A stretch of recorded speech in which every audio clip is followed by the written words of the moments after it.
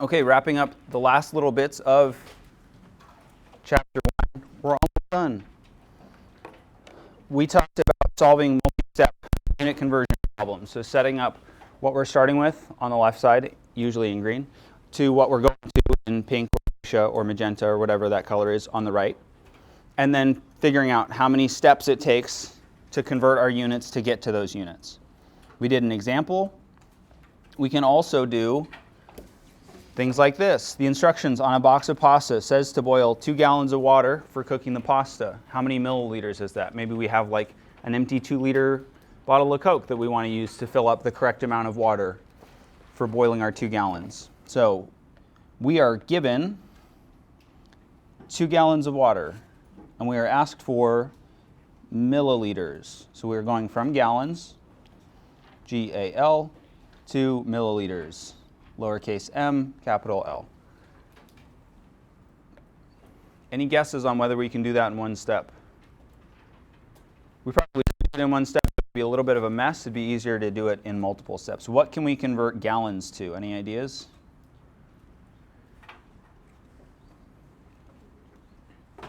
Yeah, some whisperings of liters. Liters would be a great thing to convert to. And then from liters, we can convert to milliliters. That's a metric prefix conversion, so we can definitely do that. So our first step, gallons to liters, we've got a couple of options. If we look at the yellow sheet on the side that's not the periodic table, the second batch of units is for volume. And if we look at 1 gallon is equal to 3.785 liters. So we can make a conversion factor out of that. It's also equal to 4 quarts, but that doesn't help us in this scenario. And then for converting from liters to milliliters, liters is our base unit,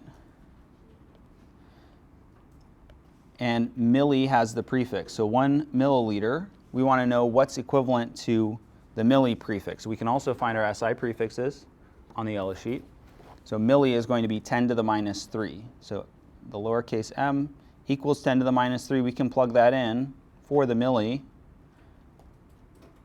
So 10 to the minus 3 liters equals 1 milliliter. Or the way that some of us might think of it instead, 1 liter equals 1,000 milliliters. Those are the same. We're saying the same thing. It's just where the numbers are is different. So those are our 2 conversion factors that we're going to use. Any questions on those conversion factors?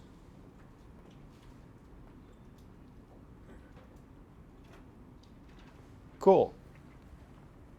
So starting with 2 gallons of water, which has the formula H2O. Our first step, we want to convert from gallons to liters. So in order to get rid of the gallons that we have, we need gallons on the bottom so that those gallons will cancel out. So the gallons part of our, what will be our conversion factor, will go on the bottom. So 1 gallon on the bottom, and then the other thing has to go on the top, the 3.785 liters.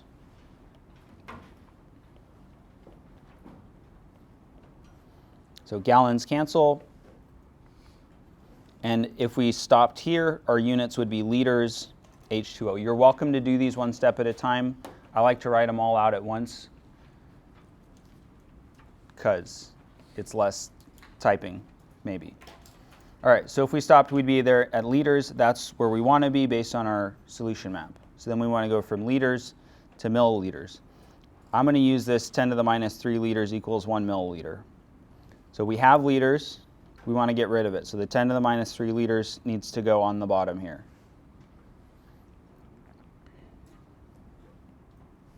And then the other side goes on the top, the 1 milliliter part. And our liters cancel. We'll do it in red so you can see it better. Liters cancel. We're left with milliliters. And if we put this in our calculator, it should give us the right answer.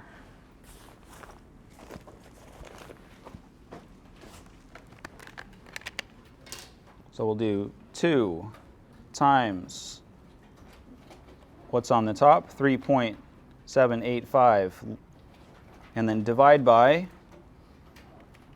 you might want to put it in parentheses depending on how you put it in, 10 to the negative 3, optionally close the parentheses, we get 7,570 milliliters.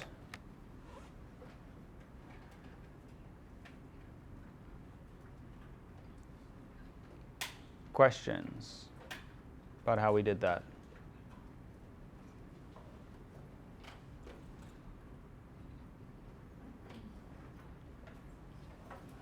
What have we forgotten to do? Our units are good. Yeah, we could put H2O, that would be good. Get in the habit of keeping our chemical on there. There's one other thing. Significant figures. So in reality, boiling pasta, it doesn't matter how many significant figures we have. We just want like about 2 gallons. But since we know about significant figures, let's go ahead and do it. We've got 1 significant figure for our 2 gallons. That's not very good. That's not very precise. So 1 significant figure for our gallons. Our conversion factor here for liters to gallons, we're switching between English and metric. So this is not going to be exact. It also has the decimals, so 4 sig figs. Metric prefix conversions are always exact. Unlimited sig figs. So we're going to want to round for 1 significant figure. So this would turn into 8,000 milliliters H2O. But to remove the ambiguity, we would make it 8 times 10 to the 3 milliliters, put it in scientific notation. The important part, arguably the most important part, is that we got 7,570 on our calculator. The sig figs is just extra.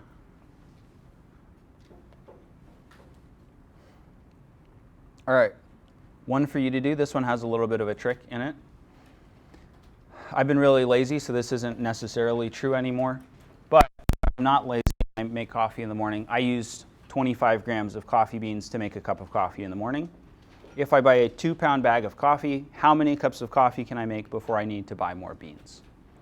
Basically, how frequently should I have 2 pounds of beans delivered to my house? What's my subscription setting, through Component or whoever, Amazon, wherever I get my beans? So I'll give you some time to work on that. Feel free to discuss with your neighbor, and then we'll go through it.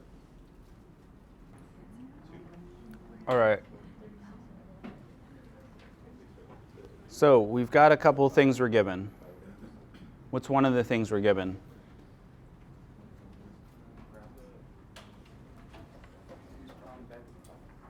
We're given 2-pound bag of coffee. We're also given 25 grams of coffee.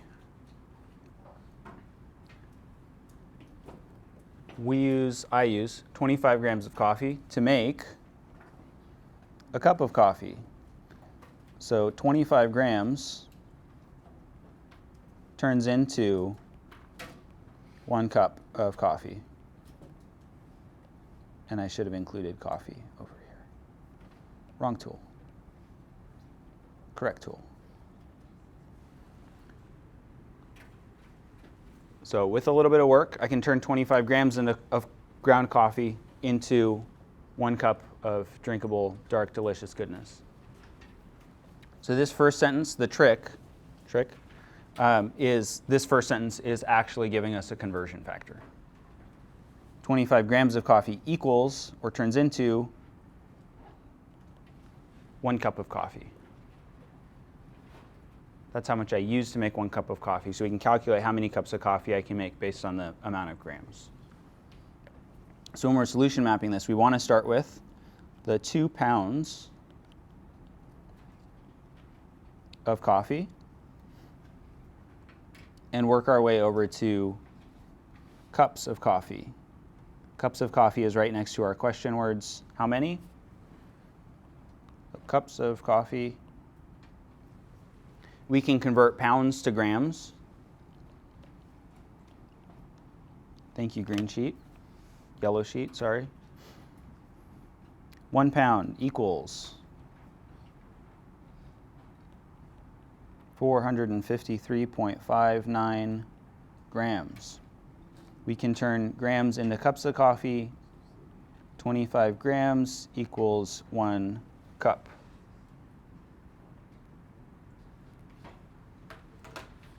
Questions about that now that I've revealed the trick?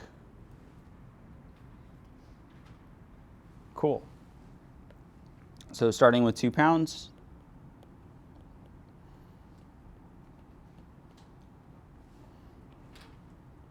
We have pounds, so we want to get rid of pounds. The 1 pound part of our conversion factor will go on the bottom. So our conversion factor is this 453.59 grams over 1 pound. So pounds cancels. And this would, if we plug this into our calculator, this would tell us how many grams of coffee is in a 2 pound bag of coffee. And then we can figure out how many cups of coffee can I make out of that. By doing this, 25 grams turns into 1 cup of coffee. So 25 grams equals 1 cup. We want the 25 grams on the bottom in our conversion factor so that it cancels out. And the 1 cup will go on the top.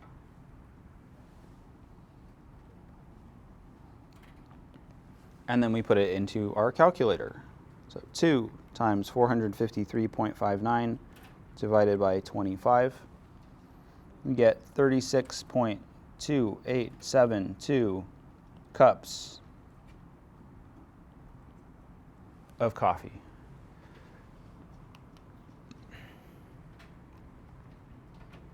And then for significant figures, the 2.00 pounds of coffee that we started with at the beginning has 3 significant figures.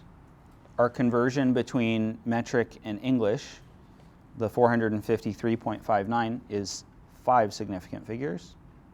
And then our weak link here is the 25 grams. So 25 grams of coffee, there's a little bit of plus or minus in there. That only has 2 significant figures. That's the fewest. So we would round this down to 36 cups of coffee. Realistically, that's probably what we would do anyway, because I'm not going to make a 1/4 cup of coffee. The ratios would be off. The flavor probably wouldn't come out right. The time would be wrong. All sorts of things would go bad. So realistically, I could make 36 cups of coffee, and then I'd have some crumbs left over to use with new beans from the next bag. So if this is true, I would set my subscription to 1 2-pound bag every month. And that'd be good. I'd be golden.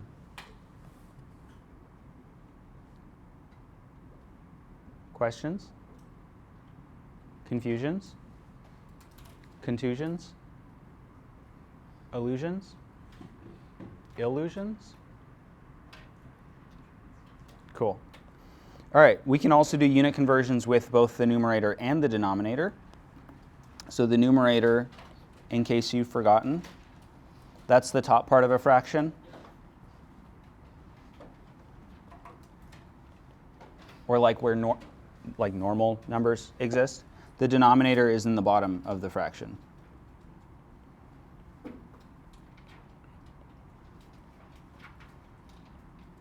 Bottom of a fraction.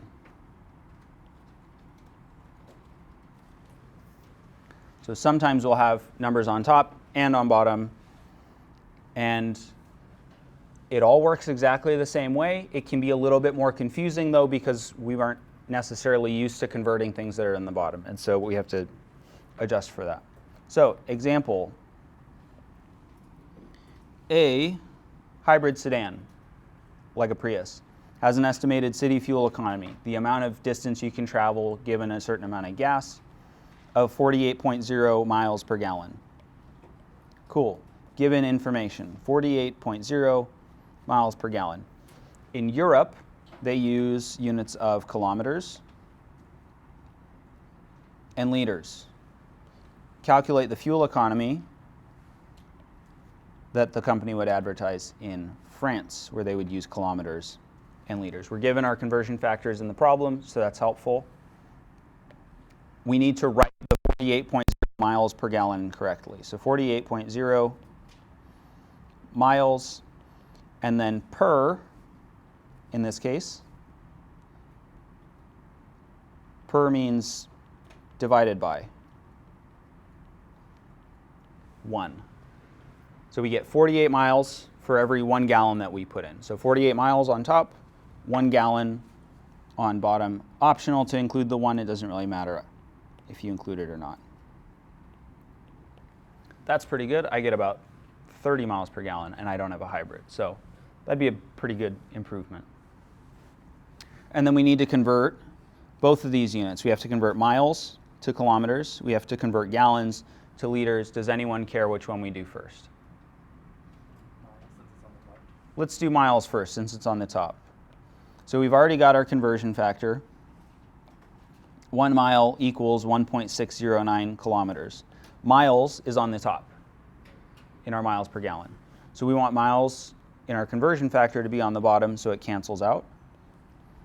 So 1 mile on the bottom to convert us to 1.609 kilometers on top. So our miles get canceled out. And then we also have to convert our gallons.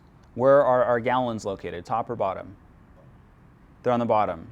So that means when we're using our conversion factor, the gallons in our conversion factor needs to be on the top so that we get 1 on top, 1 on bottom, they cancel out. So 1 gallon over 3.785 liters, and the gallons will cancel because we've got 1 on top, 1 on bottom. So our calculation, we're doing 48.0 times 1.609 divided by 3.785, and this will convert us to units of kilometers per liter. So 48 times 1.609 divided by 3 and change.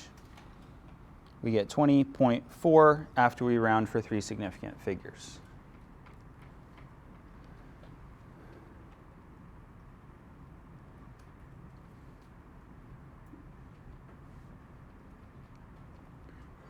All right, one for you to try. Same idea. Florence Griffith Joyner holds the world record in the women's 100-meter dash. During her historic sprint, she ran an average velocity of 9.53 meters per second. What was her velocity in kilometers per hour? If you've got your yellow sheet, that'll have some helpful conversion factors on it. And I'll give you a couple minutes to work on this. All right. What are we given?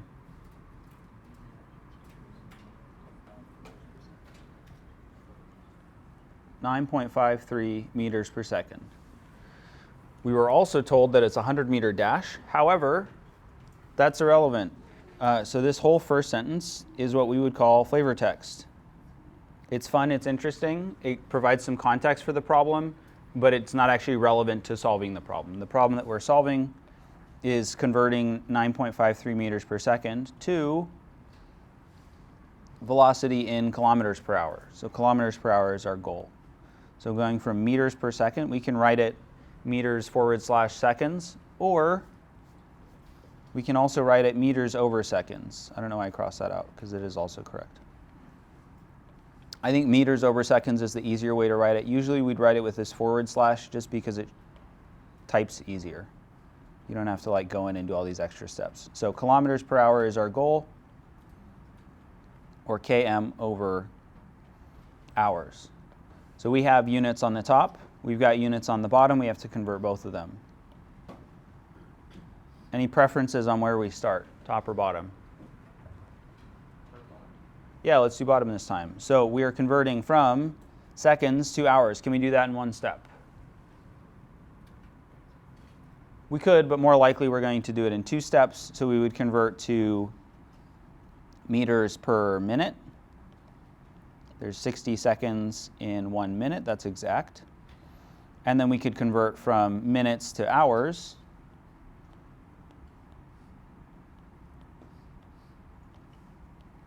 Conveniently also 60 minutes in 1 hour.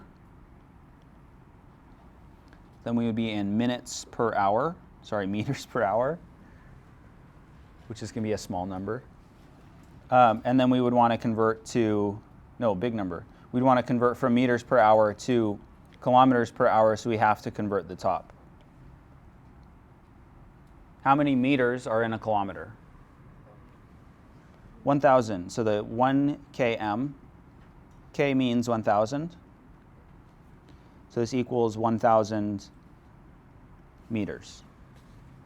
So those are our three conversion factors that we're going to use. So starting with our 9.53 meters per second, we want to convert from seconds to minutes. So the 60 seconds part of our two things that are equal, that'll be the top of our conversion factor.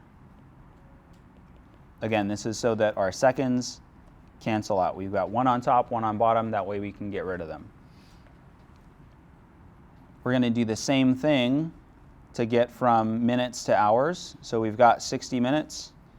1 minute is in the denominator in the bottom of our calculation so far, so we want to get rid of that. Pair it up with minutes on top. The hour part goes on the bottom. Cancel them out. And now our units are meters over hours, right where we want to be according to our solution map.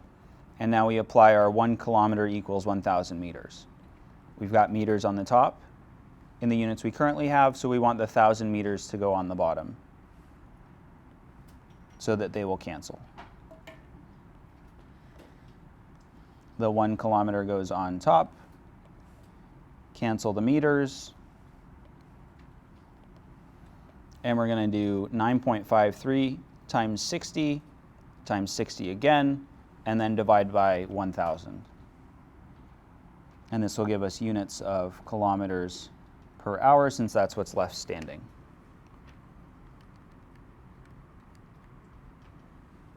And it's 34.308. 3 sig figs in our starting numbers, and then a couple of exact conversions. So we should end up with 34.3 kilometers per hour for our final answer. Questions?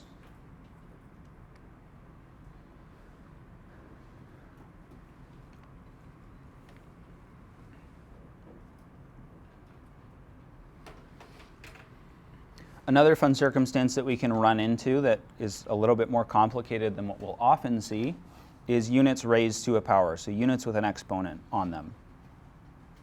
If we're converting things that are raised to a power just meaning it has an exponent, the conversion factor must also be raised to that power or applied that many times. For example, if we are converting cubic centimeters to cubic inches, there's two ways that I can imagine us probably solving this. It's important, though, to know what the 3 in the top right corner means. What does that tell us about the centimeters? It's cubed, which means centimeters times centimeters times centimeters. So for some of us, it'll make more sense to expand this out centimeters times centimeters times centimeters. Others of us might not need to do this. Okay, if we are converting from centimeters to inches, our conversion factor for centimeters to inches, 2.54 centimeters equals 1 inch. It'll turn into 1 inch over 2.54 centimeters when we're using it. When we apply the conversion factor, the 1 inch over 2.54 centimeters, the centimeters will cancel out one of our centimeters. It doesn't do all 3 at once. So some of us, I imagine, it'll be easiest if we just apply it 3 times. So 1 inch over 2.54 centimeters. Centimeters cancels out one of our centimeters. If we stopped here our units would be centimeters squared inches, which is nonsense units. Doesn't make any sense to anyone. We need to keep going. Apply it 2 more times to get rid of the other 2 centimeters. So 1 inch over 2.54 centimeters. That centimeters maybe cancels out that centimeters. We've got 1 unit of centimeters left, and now we've got 2 inches, 2 units of inches. Apply it 1 more final time. 1 inch on top, 2.54 centimeters on the bottom. And now all 3 of our centimeters have been canceled out. By conversion factors, we've got 3 units of inches. We can combine those together at the end. Inches times inches times inches, which is the same as cubic inches, inches raised to the 3rd power. If you only apply it once on an exam, on my multiple choice exams, that will be one of the answers. If you only apply it twice, that will be one of the answer choices. If you apply it all 3 times, that will also be one of the answer choices, and that's the correct one. And then I don't know what the 4th one would be, but something else that's wrong. Maybe applying all of them backwards, upside down. Questions about what we're doing there? All right, a practical example. I'll show you the shortcut this time, the way that some of the rest of us might want to do it. More flavor text. The fastest difficulty speed in Mario Kart is 200 cc's, cubic centimeters. Engine displacement, a measure of the size of the engine, is often expressed in cc's for motorcycles and maybe for other like small motor-powered vehicles. In like trucks and full-size cars, it's usually liters. That's all flavor text. The actual problem, convert 200 cc's to cubic inches. The rest of this is just for fun. Back in my day, it wasn't 200 cc's, but thank you, Mario Kart 8. You've brought us into the modern era. 200 cubic centimeters of horsepower in my Mario Kart. All right, so the problem that we're solving, 200 cc's. cc stands for cubic centimeters. I'm going to rewrite it as cm to the 3rd power. That's the same. cc's is also the same as milliliters. Okay, so 200 cubic centimeters, we are trying to get to cubic inches. Our conversion factor, 1 inch equals 2.54 centimeters. So we need to multiply by inches, divide by centimeters, not meters. So we've got 3 centimeters on the top, we've got 1 centimeters on the bottom. However, we saw earlier, this isn't going to work. This isn't enough power. This isn't enough centimeters. What we can do is cube our conversion factor. So the same power that lives in our initial units now lives in our conversion factor. And we get to distribute that 3. Fortunately, it's very easy. What's 1 raised to the 3rd power? 1 times 1 times 1. It's still 1, so that's cool, very cool. Inches raised to the 3rd power. Inches raised to the 3rd power. That's all we write. Centimeters raised to the 3rd power. Also just centimeters raised to the 3rd power. So for those of us keeping track, I'll do that here. And then the only one that's hard, but our calculator will do it for us, 2.54 raised to the 3rd power.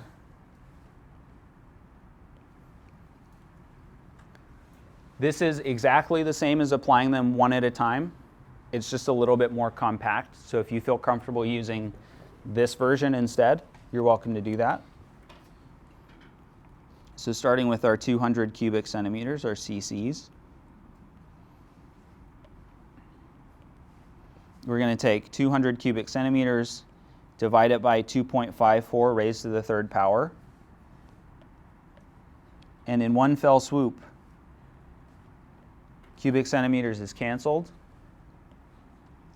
and inches, cubic inches, is back in vogue, back on top.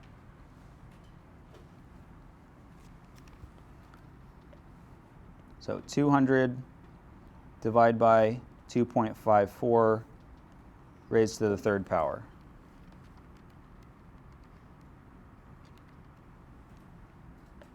Calculator says 12.2 if we stopped at 3 significant figures.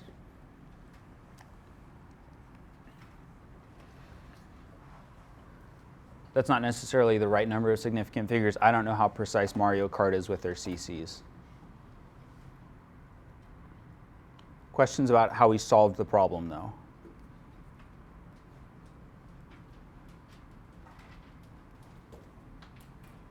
All right, time for you to have some fun, too. How many cubic feet are there in 472 cubic yards?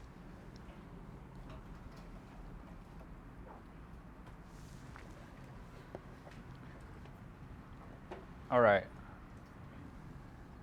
What are we given? What are we starting with?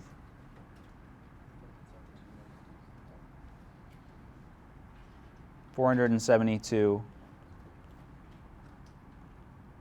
yards raised to the third power. We are going to cubic feet. Cubic means raised to the third power.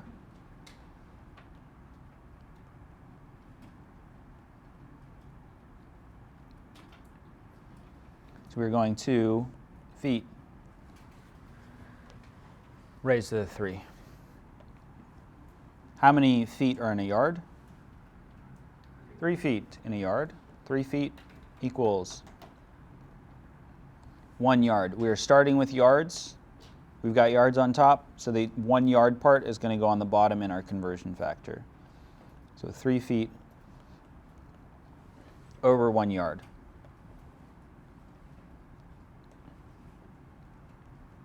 So 472 cubic yards, and then we get to apply our conversion factor 3 times, either by cubing it or by writing it out 3 times. Yards cancels one of the yards, takes us down to yards squared. Yards cancels one of the yards, takes us down to just 1 yard. And then the last yard cancels our final yard that we started with, and we've got feet times feet times feet.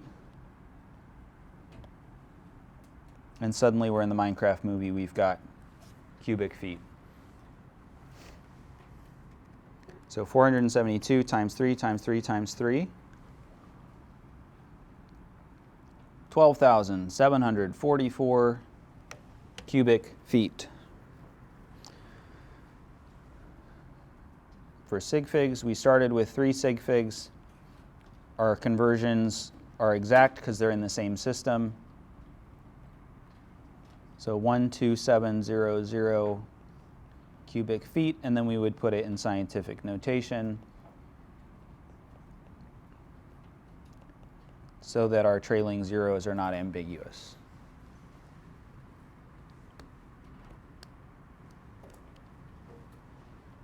Any questions about unit conversions?